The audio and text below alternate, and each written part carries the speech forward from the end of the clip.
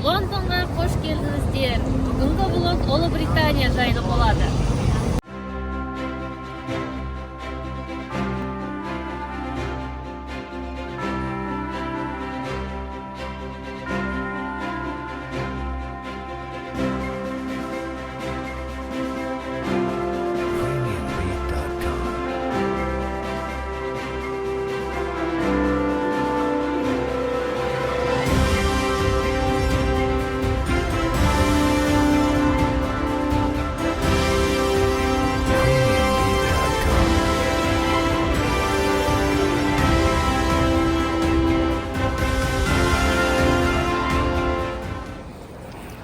Саяхатымыз Букингем сарайынан басталды. Жергілікті англичандар бұл жерді The Buckingham Palace деп атайды. Ағылшын сабағына талай оқып едік, міне енді келіп, өз көзіммен көруге Алла бұйыртқан екен. Король отбасы маған өте қызық. Осы династия туралы Король говорит, Виктория и Абдул, Королева дейтін фильмдерді көргенмін. Кейде өзімді корольдік отбасы мүшелерінің бірінің орнына қойып, осындай өмір сүре алар ма едім деп ойланамын.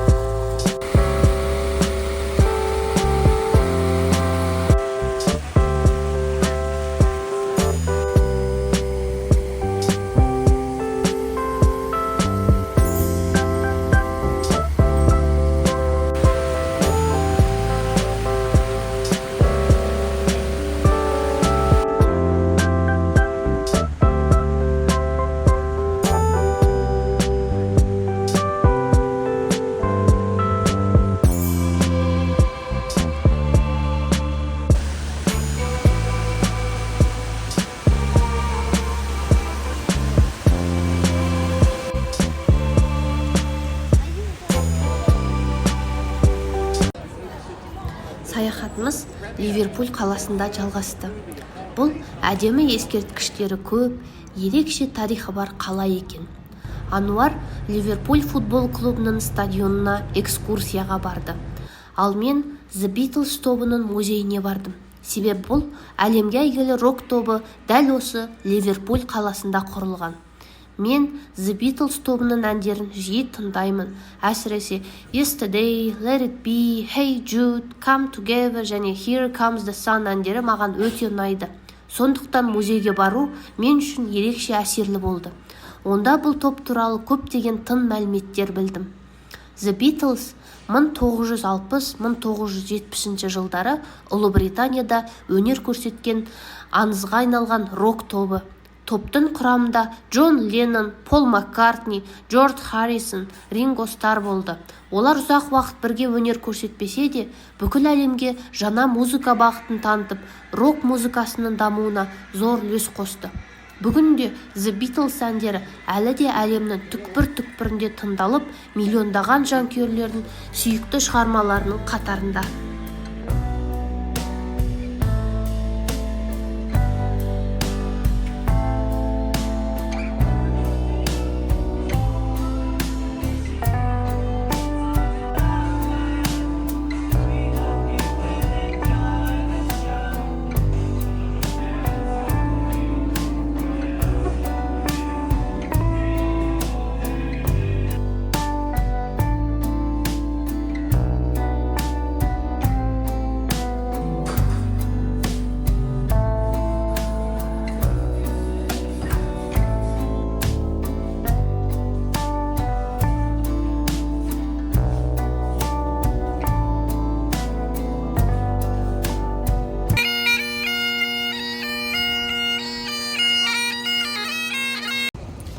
Шотландия Ұлыбританияның құрамына кіретін ерекше ел.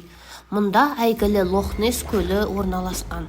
Аңыз бойынша оның тереңінде құпия мақлық өмір сүреді. Шотландтардың ұлттық киімі килт, ал ұлттық музыкалық аспабы волынка. Табиғатының әсемдігі мен бай тарихы бұл елді әлемдегі ең әсерлі саяхат бағыттарының біріне айналдырады.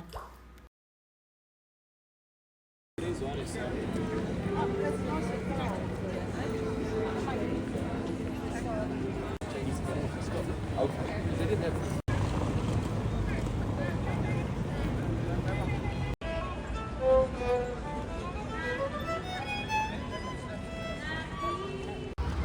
Эдинбург қамалы Шотландияның ең танымал тарихи орындарының бірі. Ол сөнген жанартаудың үстіне салынғандықтан қаланың кез келген жерінен көрінеді. Қамалдан 1000 жылдық тарихы бар.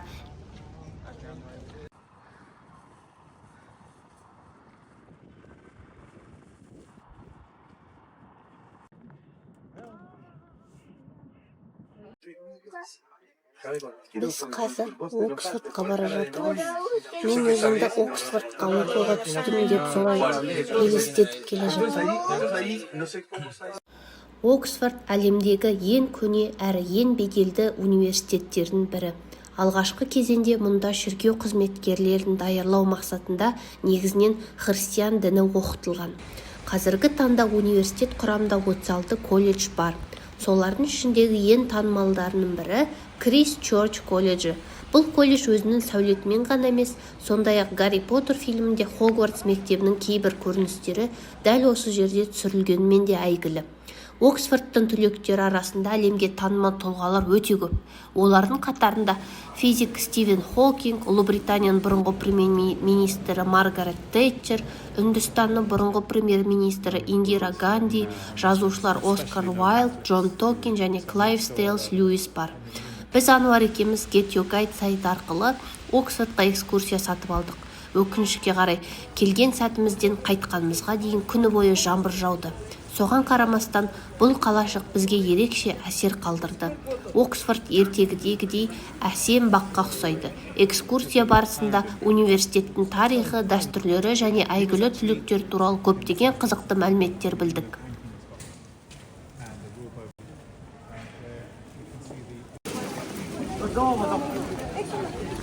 So this is a Radcliffe camera. A camera just Latin for room. For the last 200 years, this has been the reading room of the university. We were going around the country preaching that you shouldn't listen to the priests, you shouldn't listen to the Pope, you should read the Bible for yourself. Highly heretical stuff. And so the Pope ordered the Bishop of Lincoln to stamp them out, basically, because their heartland was in Lincolnshire. He said, right, it's your problem, you need to deal with it. And so he founded this college with the aim of having like scholar priests. Лондондағы соңғы күнімізде Британ музейіне бардық.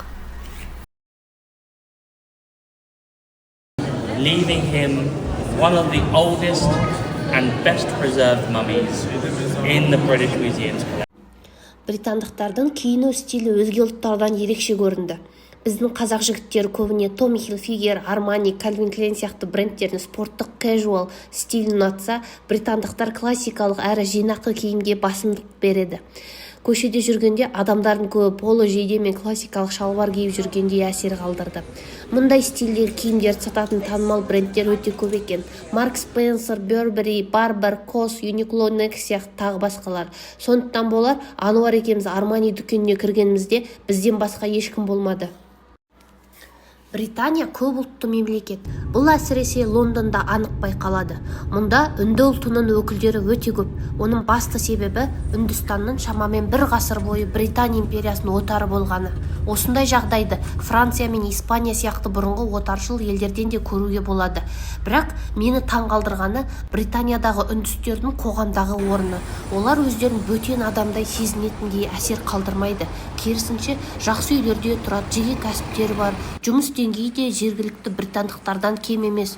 Біз тоқтаған қонақ үйдің иелері, сувенир дүкені, валюта айырбастау орны, тіпті кейбір супермаркеттерді де үндістер басқарды. Ал Үндістан елшілігі Лондонның қақ ортасында патша сарайының маңында орналасқан. Меніңше бұл британдықтардың адамдарды ұлтына қарап емес, қабілетіне қарай бағалайтынын көрсететінін жақсы мысалы. Осымен Ұлыбританияға жасаған саяхатымыз аяқталды. Видеоның соңына дейін көргендеріңіз үшін үлкен рахмет. Алда сіздермен тағы да көптеген қызықты саяхаттар мен әсерлі сәттерді көрсетем деген ойдамын. Келесі видеоларда кездескенше жұртымыз аман, еліміз тыныш болсын.